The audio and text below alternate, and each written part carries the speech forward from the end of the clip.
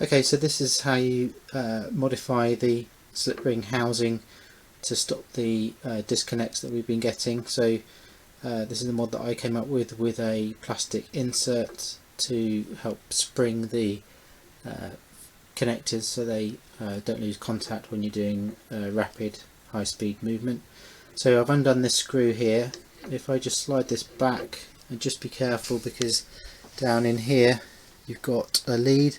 Now I've modified mine goes to a USB straight to the computer here, but your standard one will be connected to the motor up here. Just get some nose pliers and pull this out, and then you'll be able to pull the whole thing off the assembly.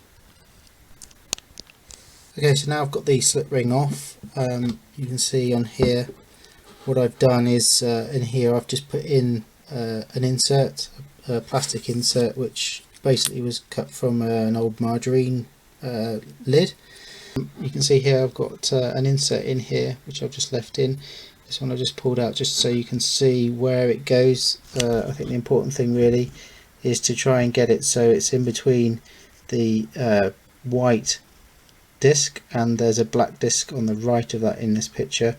And to do that really it's a bit difficult to hold the camera and do this at the same time, but you push down on the slip ring and you're making the contacts appear, so then you can get this piece of plastic in between the two. I just pull it out, you can see just in there that's where it's going. So you've got the white bit of plastic that's on the disc, this bit here to the left of this bit of plastic I'm putting in, and then there's a black disc in there which is very difficult to see on here. Okay, so this is what it looks like when you've got both the inserts in on each side. Basically you need to do that so you're lifting the slip ring, or pushing the slip ring further into the contacts evenly.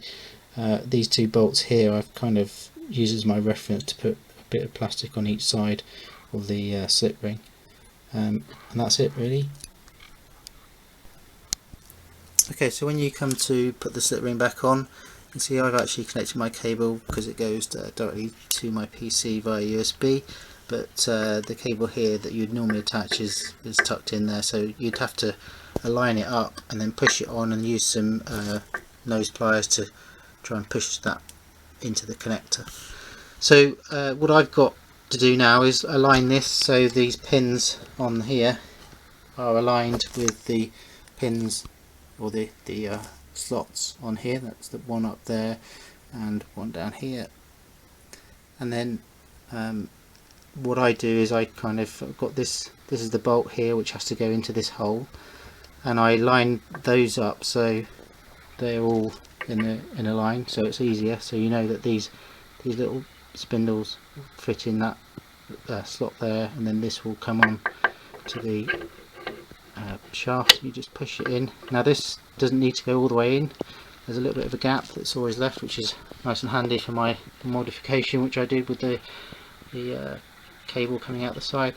All you have to do then is do this screw up all the way, and you'll find that this will do it quite nicely. Make sure you do this really tight once you've got it in, and then it won't move. Okay, so now when I'm rapidly moving the wheel, if I zoom in on the computer, you can see the last device is my Bodner board. I rapidly rotate